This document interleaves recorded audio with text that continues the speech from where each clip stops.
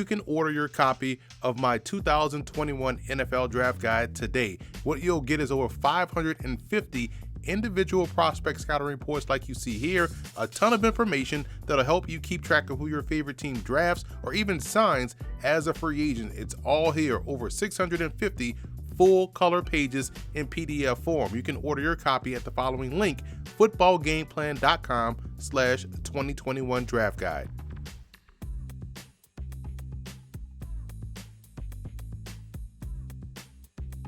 Emery Hunt, the czar of the playbook, here with Football Game Plan Scouting, and you know what that means. The NFL Draft and CFL Draft for 2021 is rapidly approaching, and it's time to get into our prospect rankings for this year's draft class. And before we get started, let's take a look at what the grades that you'll see by the prospects actually mean.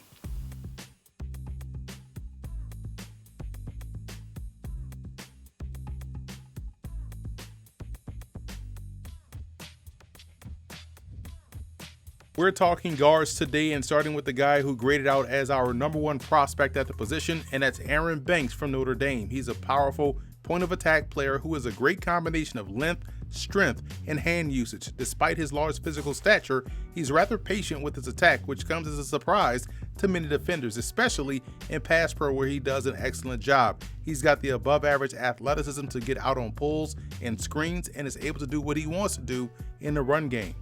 Tristan Hodge of Byu started his career at Notre Dame before transferring to BYU and was outstanding with the Cougars. He has fantastic technical skills, from his pass set to hand usage to passing guys off and working to the next level. He is tremendous in all areas of his game. To me, he's a plug-and-play prospect on the interior who has legit Pro Bowl potential. Vera out of USC can play either guard or tackle at the NFL level. He started at left tackle this year for USC, and he looked like he played there forever. He's not awkward out in space on sweeps and screens, and has a very good pass setup and punch, showing the ability to win hands first and keep the defender at bay. He's an early entry into the draft who has tremendous upside.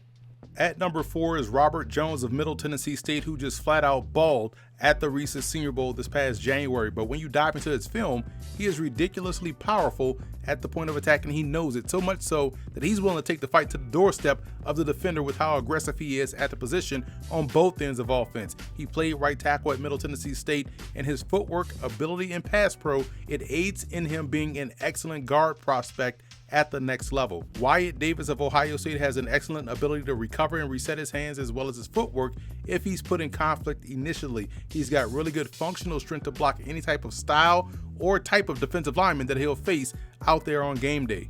Ole Miss has a really good one in Royce Newman, who started at right tackle this past season for the Rebels after spending the previous 3 at guard. He brings good position versatility to the table. I also believe he does a fantastic job of locking on and extending to keep the defender at bay, and is really solid on both ends of offense. Now, looking at the rest of the top 10, and it's a pretty strong one in my opinion. Hands down, one of the better guard classes in a few years, according to Football Game Plan Scouting. Trey Smith out of Tennessee has been on the NFL radar for quite some time now, and was able to finish out his career as one of the better offensive linemen in Volunteers history.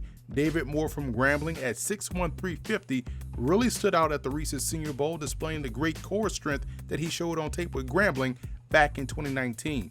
Now, Joshua Fed Jackson hit the 2021 All-Star Game circuit hard by participating in the Hula Bowl and College Gridiron Showcase. He's an excellent road grader of an offensive lineman and does a fantastic job of escorting folks up out the club with his great functional strength.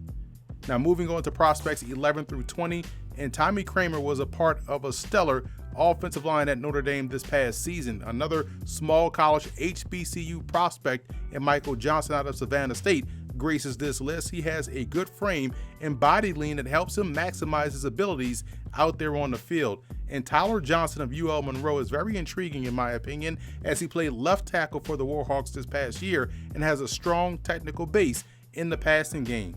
Canadian prospect Pier Olivier Lestage out of the University of Montreal is one of the top CFL draft prospects as well. I'm a big fan of how he uses his length to his advantage in the run game, and when he's at the line of scrimmage, he's able to keep his hands compact, maintaining control throughout the play. And I believe he's a finisher that plays with the right mentality that you want from someone playing on the interior. And moving right along to prospects 21 through 30, Sam Cooper of Merrimack was an accomplished player for the Warriors, putting together a really good week of work at the Tropical Bowl this past January. He also participated in the Hula Bowl as well as a college gridiron showcase. Now, Peter Nicastro out of the University of Calgary does show some quickness off the ball and an ability to get out on screens and pulls, climb to the second level with these. He's another one of these top tier prospects in the 2021 CFL draft as well. So that's it for this edition of Football Game Plan Scouting. I'm Emory Hunt, the czar of the playbook. Be sure to follow me on all of my social media accounts. And don't forget to check out and subscribe to the Football Game Plan Network located at youtube.com/footballgameplan. Also subscribe on iTunes to Football Game Plan Podcast and leave us a 5-star rating. That's where you can find our Scout Team podcast, and keep it locked every Thursday at 6:30 p.m. Eastern Time on the Game Plus Network for our Scout Team show, where we will have a lot more of NFL and CFL draft related content coming down the pike.